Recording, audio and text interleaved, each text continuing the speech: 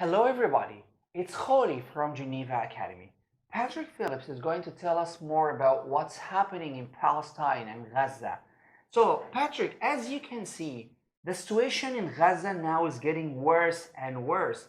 And that's because Israel doesn't want to stop this war and doesn't want to stop bombings of civilians and innocent people only because they claim that they are fighting against Hamas while they're not. So, do you think they are fighting in the right place? Well, I even question whether they should be fighting Hamas in the first place. Um, it's very hard to do urban warfare, and if Hamas hides within the population, and now they're talking about Israel's talking about going in and flooding the tunnels, but I don't agree with any of what Israel's doing. Exactly. So, in your opinion, is Israel fighting against terrorism as they claim? Well, yeah, terrorism and the concept of terrorist, this is relative, and Exactly. it's very hard to not consider the Israel military as terrorists, seeing what they're doing and considering the history of Israel in the region. You know, it's interesting. There was a situation, probably now going on like 15 or 20 years ago, where a group of Israeli fighter pilots refused to fly bombing missions over Palestine. I think there are three of them, and the uproar in the Israeli press was hysterical. And there was a newspaper writer who had a column in one of Israel's main newspapers who republished the letters of Adolf Hitler, but instead of Jew, he wrote the names of these fighter pilots, and the newspaper editors said that this was a letter that he had received and that he was publishing it, and actually signed it by Hitler's real name because Hitler had changed his name. And this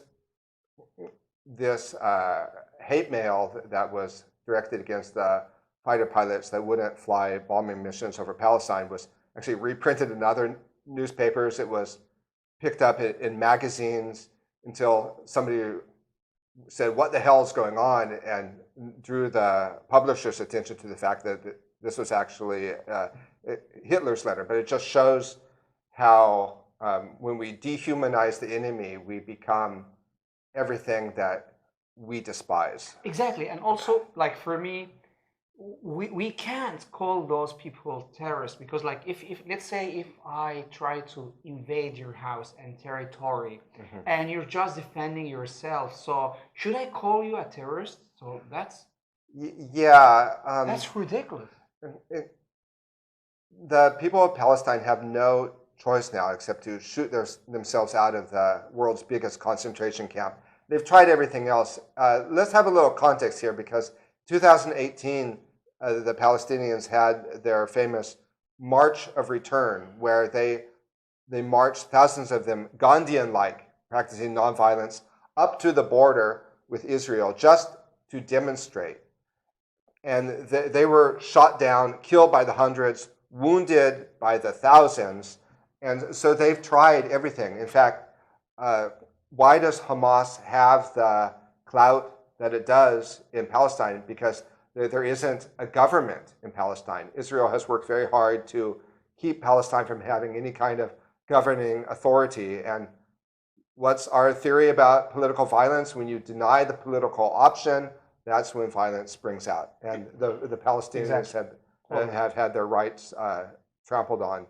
Yeah, exactly. So, that sounds different for me as an American. So we rarely find Americans like you who really know the truth about the story of Palestine and Israel. So, how can we find Americans like you who are pro-Palestine? Yeah, well, I'm pro-Palestine, but I'm definitely the exception.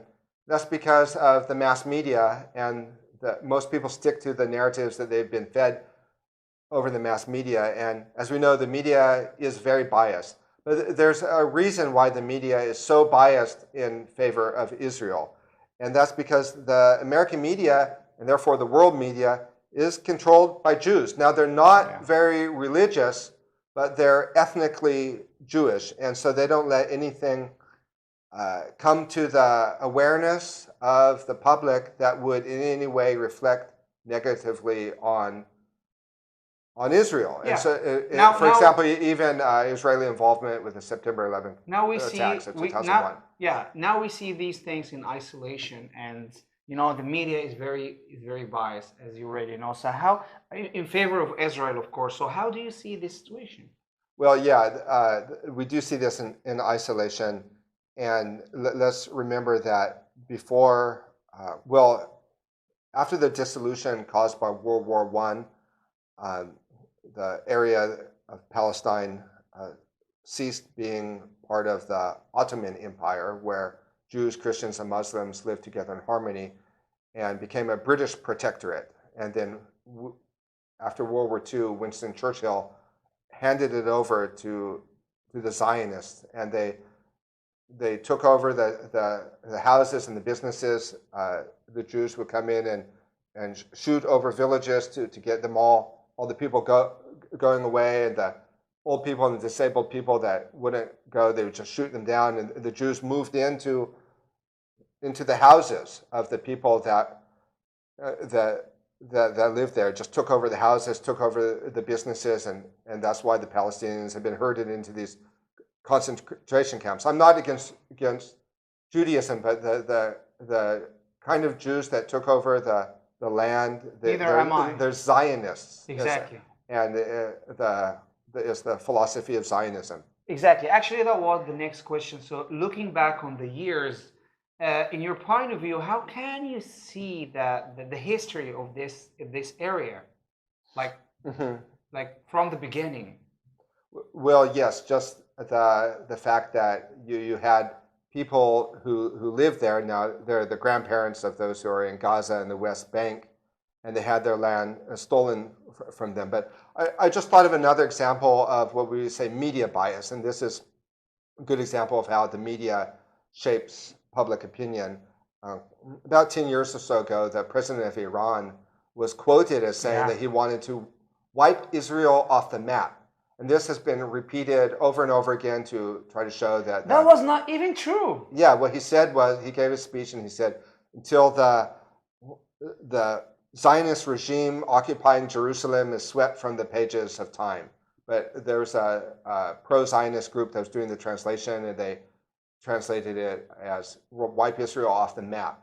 So this is an example of how our ideas about this have really been shaped by the hijacked narratives. But going back to the history, we have to look at the fact that the Palestinians had their land stolen from them. And Israel has only made it worse by continuing to occupy and push for more and more. Exactly. So, and the United Nations actually has ruled in favor of the Palestinians. No, we're not saying that now at this point after the fact that we want Israel to give up the land, but at the very least they should. For me, that's too late actually. But finally, Patrick, so what would the solution be in your opinion? Yeah, the solution is just what the United Nations stated many decades ago: is Israel needs to get out of Jerusalem, Gaza, and the West Bank. They need to let Palestine have a functioning state, which means that right now they have a blockade. Elections, military. Gaza has a seacoast, and a port, but they're not allowed to leave. They don't have the right of travel.